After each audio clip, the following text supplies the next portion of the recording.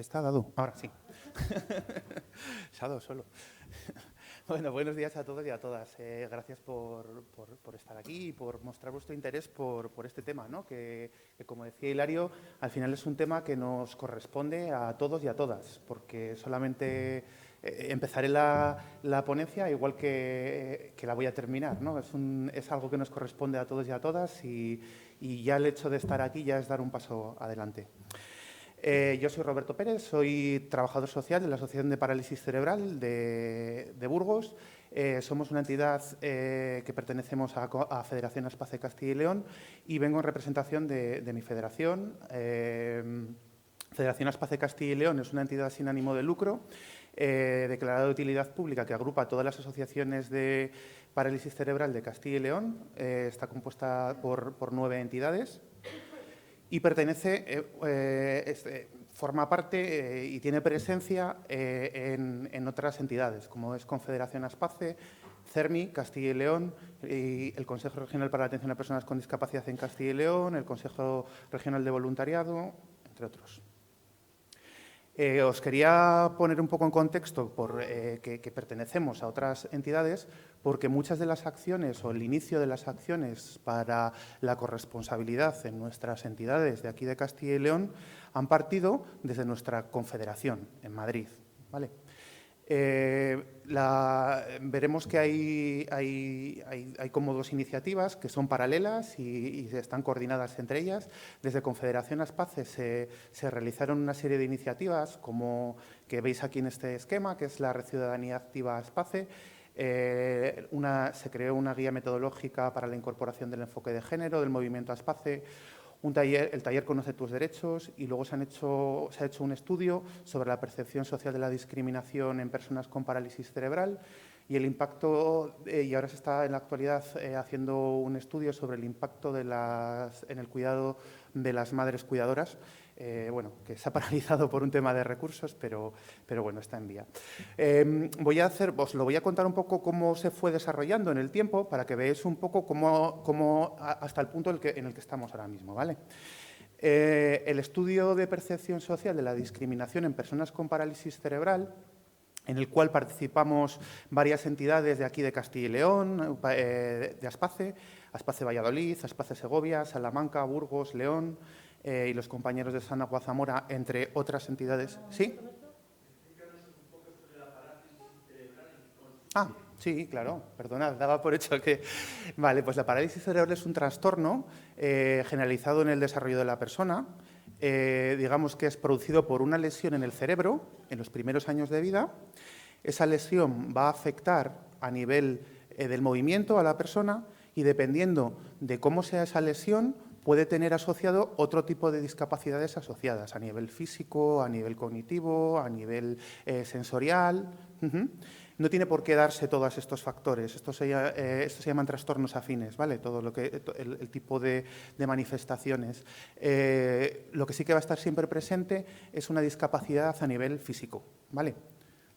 Por lo tanto, encuadrar igual la imagen de una persona con parálisis cerebral es un poco complicado, porque digamos que estamos dentro del espectro de personas con pluridiscapacidad. ¿Sí? Sí. Que somos de Salud Mental Aranda. Sí, tenemos una sede en Aranda de Duero. ¿Cómo se llama esta sede? Apace, igual. Apace también se llama, ¿verdad? Que a veces han sacado dinero para estos niños, que hemos colaborado. Una vez fuimos a un partido del Atlético de Madrid, de los veteranos del Atlético de Madrid, y de la Arandina, que tanto tan famosa por este caso de la Arandina. Sí, se sacaron dinero para esto. Gracias. Nada, sí, lo sé, y soy consciente de todo el movimiento asociativo que hay en Aranda y de lo bien que funciona, además. Nosotros llegamos hace como 5 años a Aranda de Duero. Sí, en torno a 5 años llevamos en la localidad funcionando. Os comentaba un poco que, digamos que el estudio de percepción de la discriminación de las personas con parálisis cerebral fue un poco la puerta abierta a todo lo que vino después, un poco por lo que decíamos, ¿no? Antes hay que conocer primero lo que hay para ver si esa realidad que podemos intuir se está cumpliendo o no se está cumpliendo. Entonces, ¿qué nos devolvió en ese estudio? aparte de todo lo que va incluido ahí dentro de lo que es esa percepción de la discriminación, había un dato importante que era que el 71,5% del cuidado no profesional, que el cuidado no profesional es aquel que está dispensado, el que está dado por aquellas familiares, personas cercanas que no reciben un salario, que no reciben un dinero, una contraprestación económica, recaía sobre las mujeres. Va un poco en la línea de la estadística que planteaba antes Hilario. Si veis, nos movemos casi prácticamente en los mismos porcentajes. Uno de los aspectos que ya recogía este estudio era que los cuidados femeninos en el hogar y en las organizaciones sociales refuerzan el papel de la mujer cuidadora, ese número mayoritario. Entonces, en lo que debería ser un ámbito compartido tanto entre hombres como entre mujeres, ¿no? Acabar con este estereotipo podría ser una línea de trabajo para seguir avanzando en la corresponsabilidad social. Digamos que esto ya fue como el disparo de salida, ¿no?, a toda esta situación. Es importante tener en cuenta que nosotros también desde Confederación Aspace y desde los Aspaces que formamos parte, entre ellos nuestra federación castilla-leonesa, ya estamos trabajando desde el enfoque de derechos. Luego ya hablaremos un poquito en qué consiste ese enfoque de derechos y me consta que muchos de los y de las que estáis aquí ya estáis trabajando en esa línea. Pero bueno, eso ha sido también un elemento muy importante para marcar un poco nuestra intervención, ¿no? La guía metodológica, pues a raíz de esto se creó una guía metodológica para la incorporación del enfoque de género en el movimiento Aspace. Esta guía, digamos que ha sido como un manual, como algo que nos ha servido a los diferentes profesionales que trabajamos con personas con parálisis cerebral, para poder tener presente en todas las acciones que nosotros realizamos, en todos nuestros proyectos, en todas las actividades que realizamos con las personas con parálisis cerebral, este enfoque, el enfoque de género, que como decía Hilario, es la puerta de entrada también a la corresponsabilidad, ¿no? Dentro de cuando se planteó esta guía, un poco lo que ofrecía era una serie de recursos también para aquellas áreas en las que el papel de la mujer se percibía un mayor nivel de discriminación, ¿no? Pues, por ejemplo, en el ámbito laboral, en el ámbito de la salud, que también es un ámbito en el que existe una gran diferencia con respecto a los hombres. Y luego ofrecía también ejemplos de buenas prácticas y orientaciones prácticas también para las diferentes entidades que todavía no habían incluido el concepto del enfoque de género dentro de sus proyectos y dentro de su actividad. Dentro de la guía, un apartado que era muy importante y que antes comentaba Julia era la comunicación, la importancia de la comunicación, ¿no? Que todos y todas estemos presentes en todos los mensajes que se dan desde las entidades porque al final, como vuelvo a repetir lo que decía al principio, la corresponsabilidad es una responsabilidad de todos y de todas. Situar a la mujer y a los hombres en el mismo ámbito, procurando romper con… eso permitía romper con roles asignados, lo que decíamos antes un poquito, ¿no? Desde atrás. Y un ejemplo para favorecer esto era visibilizar la tarea del cuidador tanto de hombres como de mujeres. Es un poco lo que también antes hablaba Óscar y decía que igual en un momento determinado había determinadas situaciones que no se visibilizaban y eso es súper importante, ¿no? Visibilizar también esa situación, porque rompe un poco con todos esos modelos de masculinidades que hablábamos antes también. Es también dar ese paso adelante, esos padres, esos hombres que están realizando esa tarea, es un paso valiente también, porque tienen que romper, como decía antes también Hilario, con toda esa carga social que al final es la que marca cómo funciona este sistema patriarcal, ¿no? Otro de los factores importantes, de las actividades importantes que han intervenido para favorecer esta visión de la corresponsabilidad es la Red Ciudadanía Activa Aspace. La Red Ciudadanía Activa Aspace es un grupo, está coordinada desde Confederación Aspace, está potenciada desde las diferentes federaciones, desde Castilla y León. A la Red Ciudadanía Activa Aspace pertenecemos varias entidades de aquí, de Castilla y León. Su objetivo es el de favorecer la participación de las personas con parálisis cerebral y otras discapacidades afines a través de su autodeterminación, de tal forma que la familia, las entidades en las que pertenecen, las instituciones públicas, valoren y respeten sus opiniones y las decisiones. Aquí es cuando ya nos basamos en eso lo que hablábamos, en el enfoque de derechos. Porque las personas es un cambio bastante grande, porque aquí lo que cobra relevancia, quizás también un elemento muy importante para esa corresponsabilidad, que es poner el valor en los derechos de la ciudadanía. Y a la ciudadanía pertenecemos todos y todas, las personas con discapacidad, las personas sin discapacidad, las mujeres, los hombres, todos formamos parte de esa ciudadanía y todos somos portadores de esos derechos. La Red Ciudadanía Activa Espace os comentaba que hay 26 entidades en toda España que formamos parte de la red. En ella intervienen 359 mujeres y hombres con parálisis cerebral de toda España. Un poco las acciones que realizamos, para aterrizar un poco, son, para que entendáis, son grupos de trabajo en los cuales son muy participativos, son talleres en los que trabajamos temas que son de interés. Esos temas son elegidos por personas con parálisis cerebral desde nuestra sede desde nuestra confederación en Madrid. Y de los temas que se han ido tratando hasta ahora han sido los relacionados con la afectividad y la sexualidad, derechos, gestión emocional, que es un poco también, digamos, otra de las puertas, ¿no?, a esa corresponsabilidad, ¿no? Los derechos fue un poco el inicio a toda la andadura que luego ha ido viniendo después. Como fruto os comentaba, volviendo un poco a Red Ciudadanía Activa Espace, en Red Ciudadanía Activa Espace, cuando tratamos todos los derechos, estuvimos hablando de lo que era el derecho, cómo se recoge todos los derechos de las personas con discapacidad en el ordenamiento jurídico, en la Constitución, en la Declaración de los Derechos de las Personas con Discapacidad. Había un apartado muy importante con respecto a los derechos personalísimos. Entiendo que os suena esto, estos conceptos, sobre todo porque el respeto de todos esos derechos era la puerta abierta también a la participación de las personas con parálisis cerebral y las personas con discapacidad en general.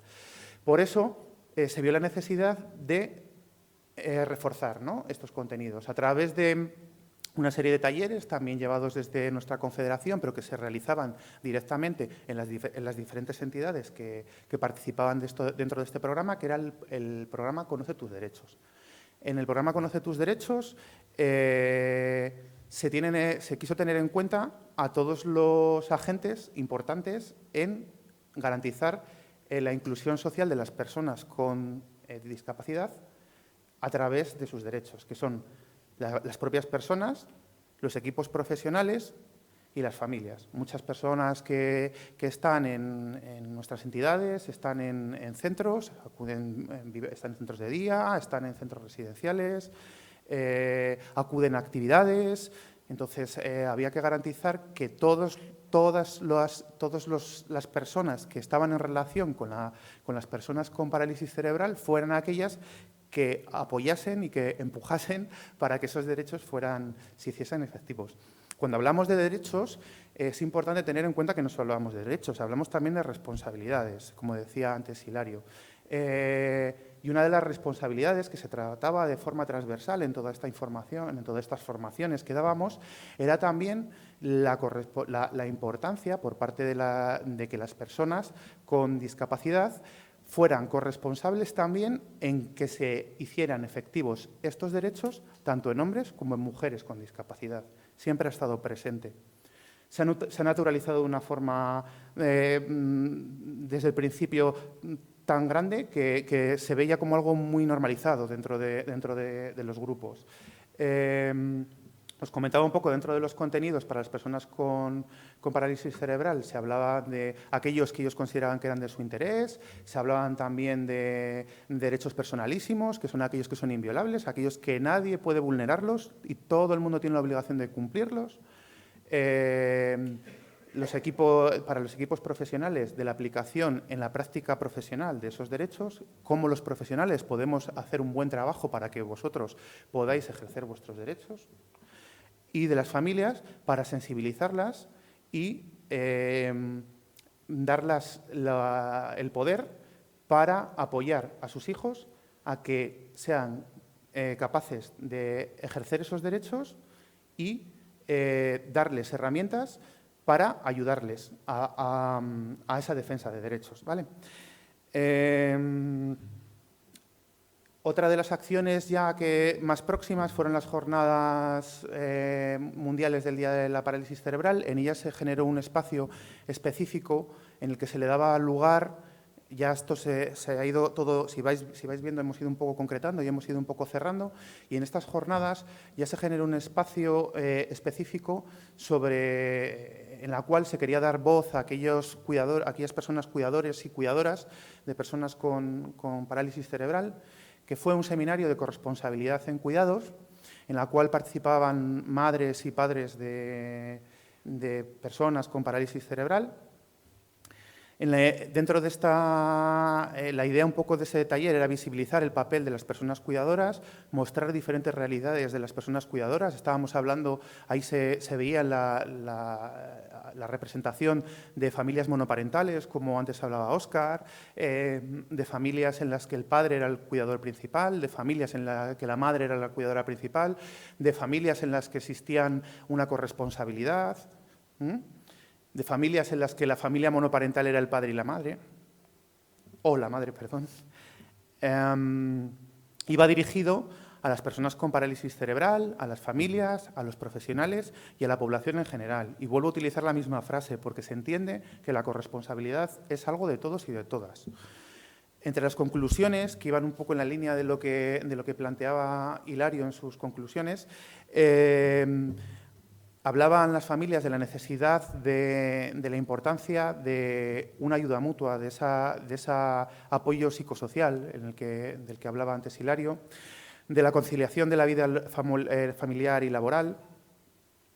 Incluso planteaban opciones, planteaban la flexibilización de la jornada, hablaban de la ampliación del CUME, que es una excedencia por cuidados de hijos con discapacidad. Hablaban de lo que os comentaba al principio, eso, de la importancia principalmente de ese apoyo psicosocial que en muchas ocasiones los cuidadores principales lo tienen muy reducido, porque toda la actividad que se dedica en su vida está principalmente centrada en el cuidado de esa persona y nos olvidamos de la salud del cuidador para poner todo el peso en el cuidado de la persona. Como os comentaba, hay otros estudios que se están realizando y de aquí de alguna forma para evidenciar ese impacto que genera el cuidado en la persona cuidadora principal. En este caso, como ya hemos hablado en un principio, que el 71% eran madres cuidadoras, por eso estaba centrada en ese papel. Y luego, recientemente, bueno, todas estas son acciones que hemos ido implementando en las diferentes entidades que pertenecemos a Federación Aspace y hemos participado, como ya os he dicho, participamos en el estudio, desde Apace Burgos participamos como informadores en la guía, hemos participado en los programas de Ciudadanía, hemos participado en los congresos. Y un poco centrándolo en Federación Aspace Castilla y León, recientemente hicimos un pequeño estudio sobre la detección de necesidades y la importancia de los cuidados. Un poco la idea era poder ver si estas estadísticas de las que hablaba antes Hilario estaban en nuestro colectivo, se estaban dando también, cuál era la tendencia y si se estaba modificando, si estaba cambiando esa tendencia. Y está todavía en proceso. Os he querido traer un poco unos pequeños apuntes de los resultados que hemos ido obteniendo en esa detección de necesidades. El objetivo era conocer como ya os he dicho, conocer la situación actual de las familias que forman parte de las entidades Aspace Castilla y León en cuanto a corresponsabilidad en las tareas en el hogar y en el cuidado de las personas con parálisis cerebral. Y otro de los objetivos era que los datos obtenidos sirvan para poner en marcha estrategias que favorezcan la corresponsabilidad. Comentaros que un dato real para que os hagáis un poco la idea, de momento, la mayor representatividad de las personas que han participado ha sido de madres, un 68% han sido madres, frente a un 18% que han sido padres. Luego sí que hay una representación de un 5,3% que son hermanos y un 5,3% que son hermanas en cuanto a cuidados. Si queréis, luego podemos ver algún dato más sobre la recogida de información, pero yo me quería centrar un poco más en lo que las familias demandaban un poco para poder favorecer esa corresponsabilidad. Y si nos paramos a observar, veremos que las demandas que tienen los padres no son muy diferentes a las que tienen las madres. Dentro de las demandas que tenían los padres y hombres en general, ¿no?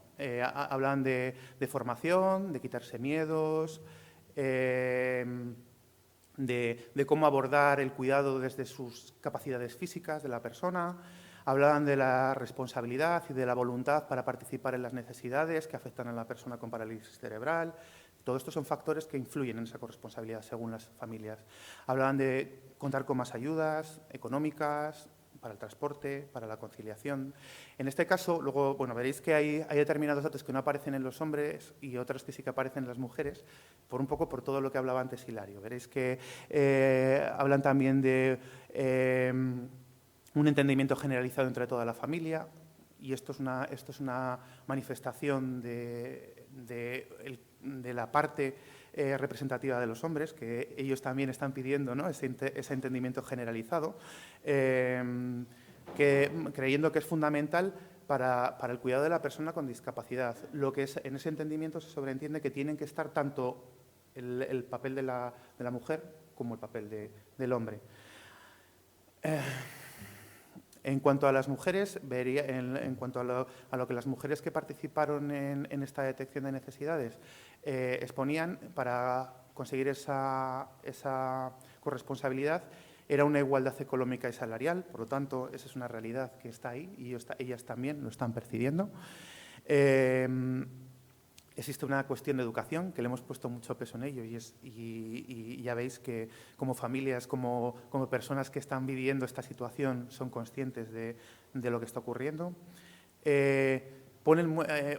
Se repite, bueno, un poco a colación de lo que han comentado antes también,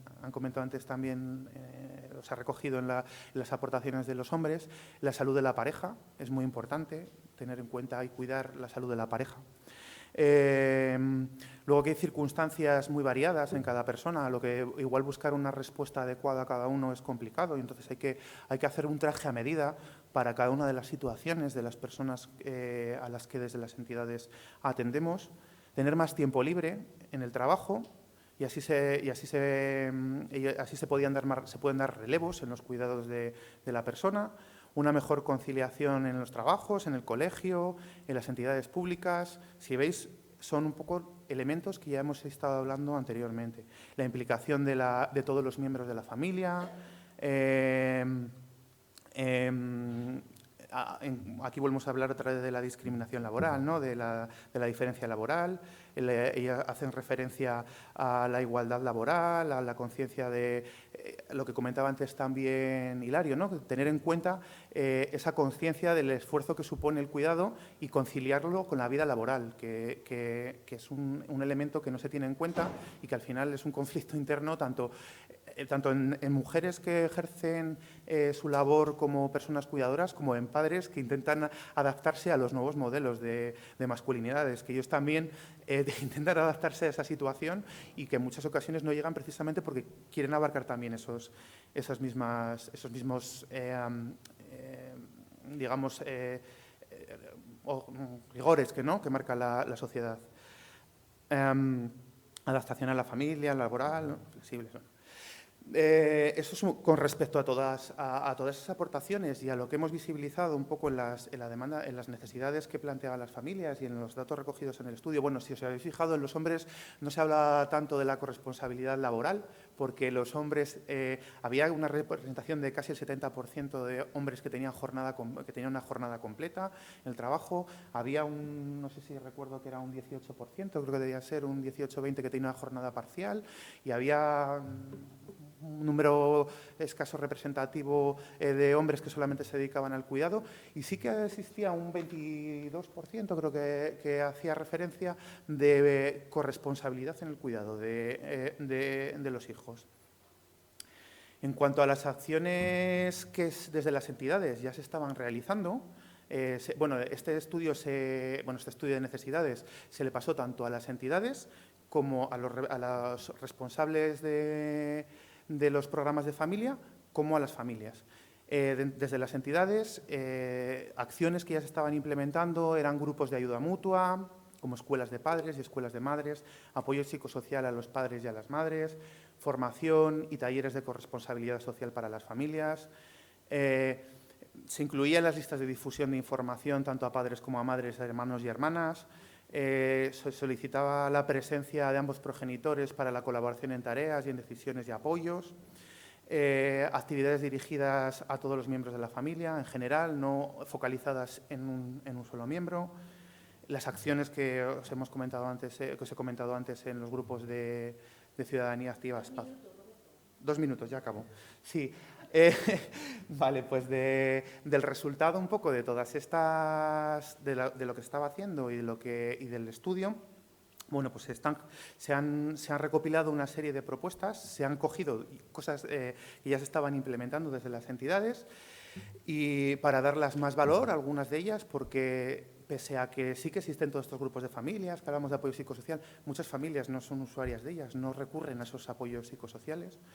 Veremos que parte de las propuestas que se plantean son actividades para las personas cuidadoras principales de autocuidado, enfocadas en el ocio, en los apoyos y también facilitándole los apoyos para los cuidados de los hijos. De alguna manera, que ese autocuidado de la persona no limite al cuidador principal del cuidado del hijo. Digamos que vayan unidos esas actividades de autocuidado personal y de ocio y de socialización con programas de apoyo y respiro para el cuidado de los hijos.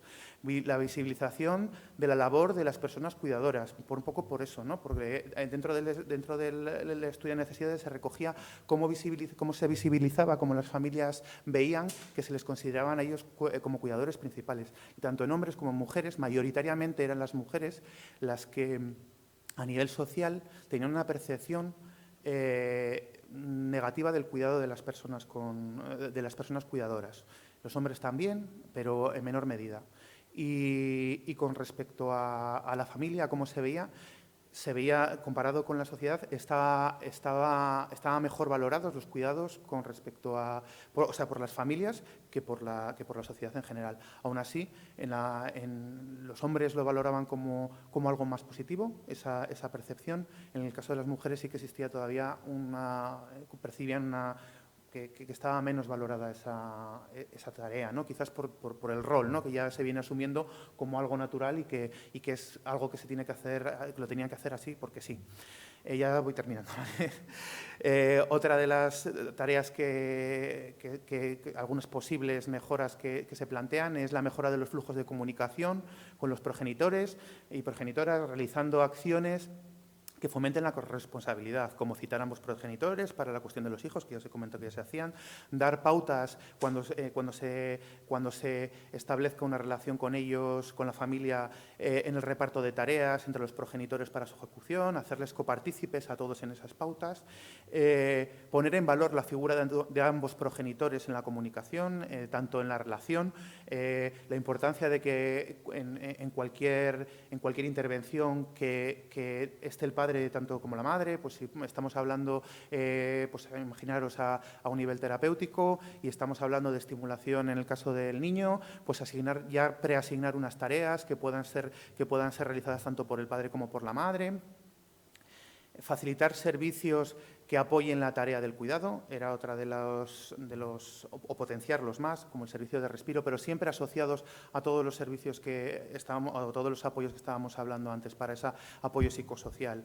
Los servicios de respiro, los servicios de transporte, los servicios de cuidados domésticos, para favorecer también la tarea o el apoyo en la tarea a las madres y a los padres cuidadores. Las actividades en horas extraescolares, tanto para los niños con discapacidad como para los niños sin discapacidad. Tender a modelos más inclusivos, que las actividades no vayan solamente dirigidas a los niños con discapacidad, sino que puedan entrar los niños con discapacidad, sus hermanos, los amigos de sus hermanos, sus compañeros de clase de los niños con discapacidad, que las actividades que se realicen vayan un poco en esa línea. Visibilizar la labor de los profesionales de lo sociosanitario como modelos masculinos y femeninos, que eso es en el estudio se recogía que en cuanto a las entidades, que la mayor representatividad era de mujeres en el ámbito laboral, ¿no? También. Y eso también es un modelo. Y eso también a veces también es una causa de discriminación laboral, porque por eso son profesiones que a nivel laboral están menos valoradas. Solo hay que ver económicamente cómo están valoradas todas las que son las profesiones de los cuidados y las profesiones sociosanitarias, ¿no? Con respecto a otros sectores. Entonces, la importancia de la visibilización de modelos masculinos y femeninos, igual que en estas profesiones, igual que se está potenciando mucho en la ciencia, la figura de la mujer, la presencia de la mujer en la ciencia y de esta forma también en los cuidados la figura del hombre. La incidencia política para favorecer la conciliación de la vida familiar y laboral, y favorecer una participación equilibrada entre hombres y mujeres en los órganos de representación. Pese a que en el caso de muchas entidades, en los órganos de gobierno hay familias en las que la representación es mayoritariamente masculina. En las asociaciones que han ido respondiendo de momento a este estudio es mayoritariamente femenina. Y es importante también que esa figura también esté la figura de los padres en esa tarea, para poder percibir un poco todas las realidades, ¿no? Y que tomen decisiones en función de todas las realidades que les van a llegar, como personas que van a tener que ejecutar o que decidir las líneas a seguir desde las entidades.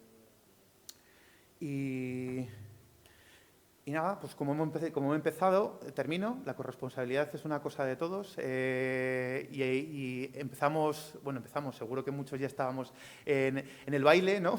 Y aquí estáis muchos de los que estabais en el baile y algunos que habéis empezado en el baile ahora mismo, ¿no? Y por mi parte, daros las gracias. Os pongo aquí mi correo electrónico por si queréis acceder un poco a los datos que os doy en la presentación, a todos los contenidos. En cada pestaña os ponían los enlaces en los que podéis acceder a todos los contenidos. Y no sé, si queréis hacer alguna preguntilla, o no sé si lo dejamos igual para un turno final. Lo dejamos porque es que Julia se tiene que marchar. Vale. Sí. Bueno, vamos a dar un aplauso a Roberto.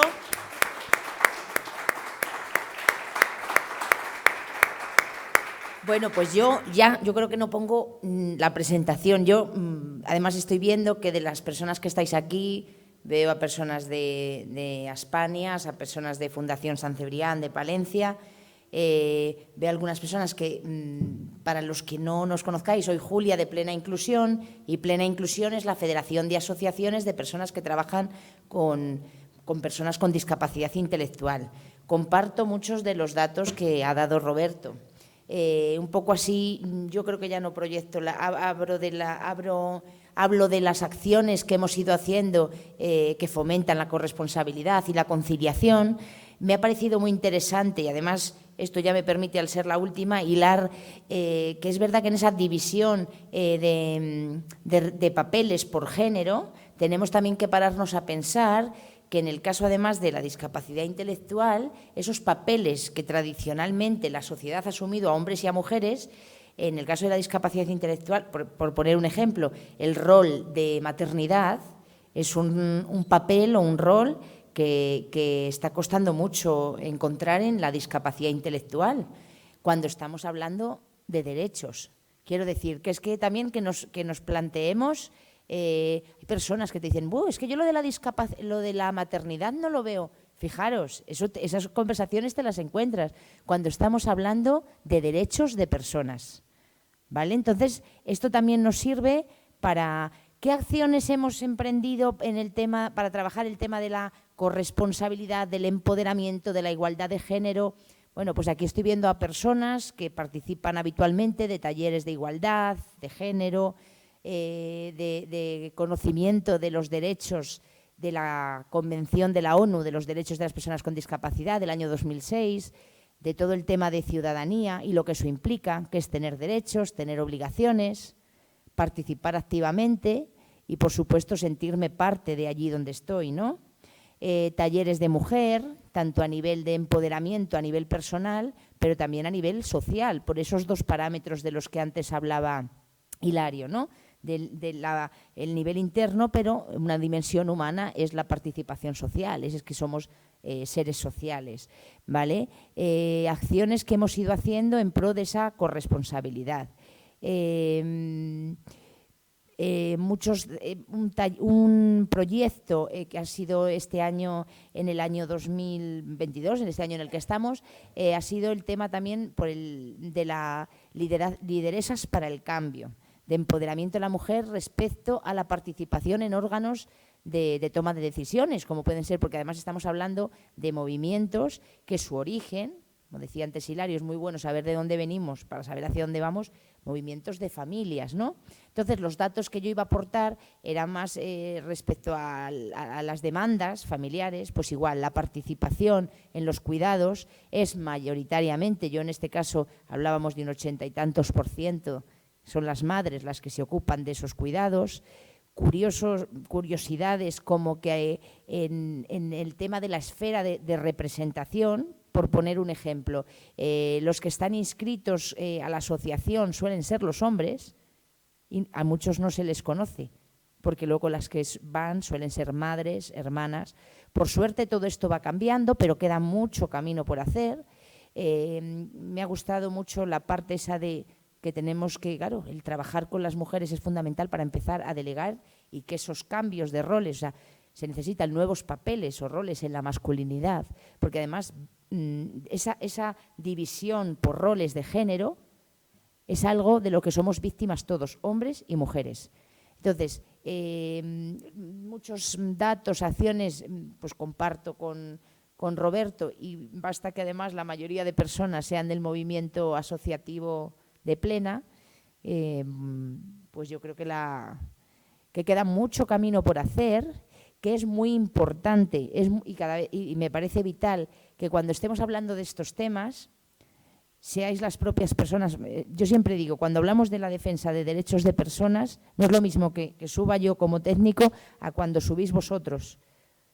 Trabajo mucho con mujeres y siempre las digo, cuando subís vosotras y contáis vuestras dificultades, y además empezamos a tener referentes, que eso es muy importante, por eso hablamos de líderes y lideresas, porque eso es muy importante, encontrar referentes que son personas que han logrado por su lucha.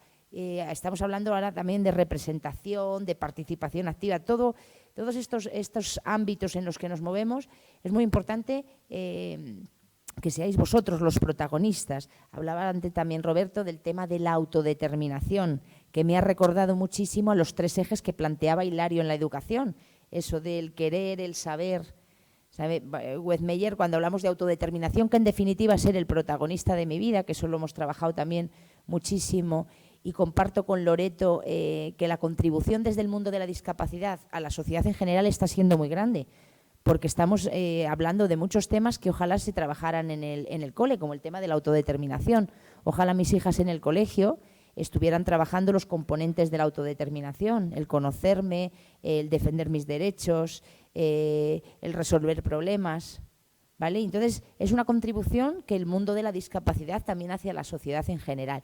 Y me ha encantado la jornada, me ha encantado todo lo que se ha planteado, me ha gustado que ha sido muy participativa, que queda camino por hacer, pero que es cosa de todas las personas y que ahí estamos, ¿no? Impartiendo nosotros, por ejemplo, es que estoy viendo a Alfredo, estoy viendo mucha formación, ¿no? Formación de talleres en los que compartimos, en los que nos paramos a pensar, en los que la realidad pues nos transmite que venimos de una sociedad donde hemos mamado esa desigualdad, pero que aquí estamos para en lo que esté en nuestra mano, cambiar esa realidad. Y yo por mi parte nada más, ¿vale?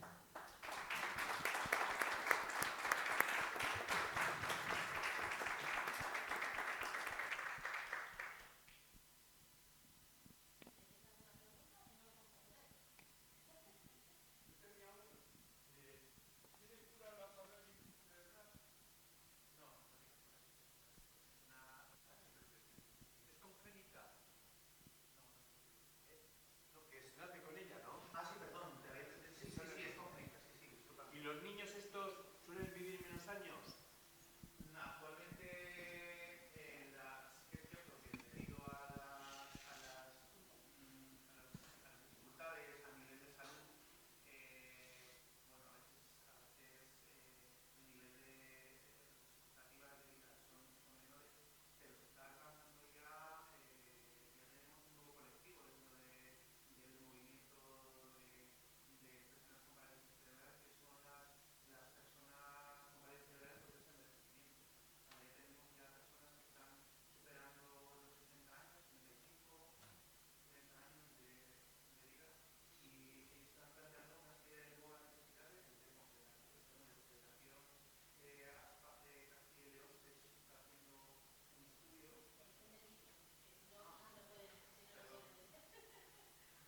No sé en qué punto se ha quedado ahí la transcripción. Me preguntabas la expectativa de vida. La expectativa de vida, a veces, debido a las dificultades en nivel de salud, en la salud de las personas por las complicaciones que pueden tener asociadas, es menor, pero sí que estamos observando, y ya comentaba que ya es una realidad, la aparición de un colectivo nuevo, que es el de las personas con parálisis cerebral en proceso de envejecimiento. Y hacía mención a que desde Federación Aspace se está haciendo un estudio en colaboración con Confederación Aspace sobre las necesidades que plantean estas personas, las personas con parálisis cerebral en proceso de envejecimiento, porque son necesidades que para el colectivo eran desconocidas hasta ahora. Y cómo se manifiesta eso en los recursos que van a ser necesarios para poder atender a esas necesidades, en cómo poderlas abordar, tanto desde los profesionales como desde las familias, como desde la sociedad en general. En mi pueblo de Fresnillo de las Dueñas, Burgos, que está a 5 kilómetros de Aranda, hay un caso. Y la familia, la mujer, ha dejado el trabajo por atender a su niño. Yo la llamo la familia ejemplar. Vivo al lado de mi casa. Siempre que sea una decisión por parte de ella, es una familia ejemplar. Me refiero, otra cosa es que se vea forzada a tener que hacer eso. Entonces ya... No, lo hace con mucho gusto, Yo, si me permites, pero es que esa es una de las cosas de las que hablamos. Se me está viniendo ahora mismo un vídeo de Plena Madrid, en el que habla una madre extremeña que cuando nace su hija se tiene que ir a Madrid con otras 2 mellizas anteriores y cambiar su vida.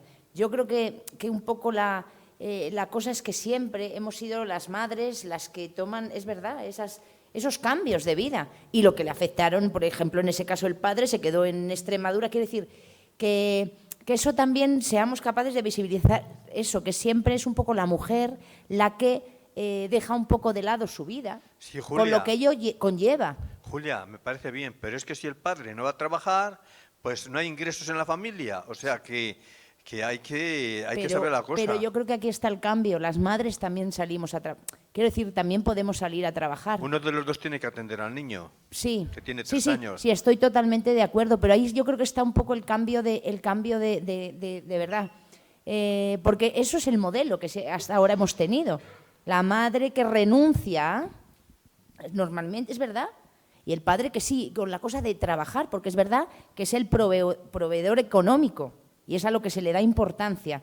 Pero esos cuidados que encima esa mujer, no lo conozco el caso, pero lo que nos lleva muchas veces, en el caso de las familias, lo que yo os iba a plantear en la presentación, era que un exceso de sobrecarga, porque muchas veces si ese niño tiene o esa niña tiene una discapacidad, pues requiere de mucho más esfuerzo, de muchos más apoyos, y eso normalmente quien lo llevan son las madres y van a acabar enfermas muchas.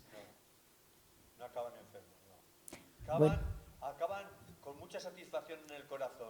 Sí, y en el corazón de verdad que es que esto es un poco eso tan idílico, porque yo te voy a decir una cosa, es que en el momento que nos rompamos también con lo idílico que parece que es la maternidad, la paternidad, idílico no hay nada.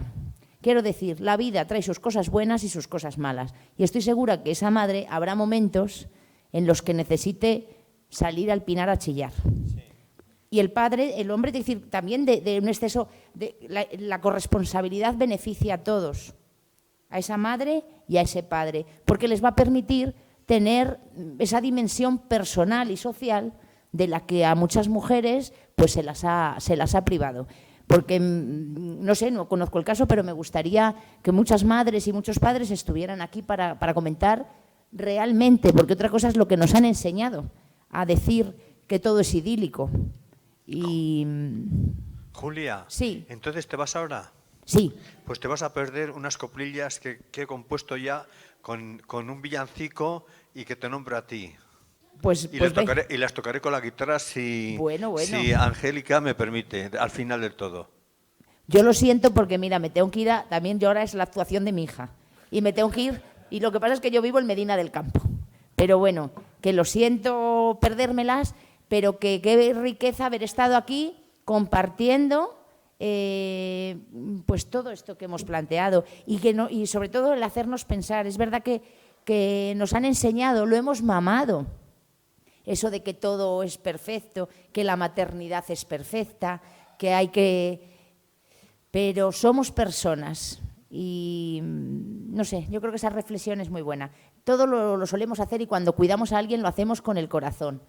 Pero el mundo de los cuidados requiere muchos apoyos. Es un poco de lo que hablábamos antes, ¿no? Al final es replantearnos los roles, ¿no? No tiene por qué estar asignado un rol a un sexo, a una mujer o a un hombre. Y luego también, por otro lado, las emociones, parece, cuando tú hablas de eso, parece que como que está asociado que el amor materno tiene más valor que el amor paterno. No, lo tiene exactamente igual. O sea, que no le da más valor el hecho de ser una madre o de ser un padre el que es el cuidador principal del hijo. Entiendo que tú cuando hablabas del amor y hablabas así y decías el amor es lo más importante, el amor es importante como el rol, igual de importante. Gracias. A ti. Bueno, pues si queréis salimos todos ya a comer. Muchas gracias, Roberto. A vosotros.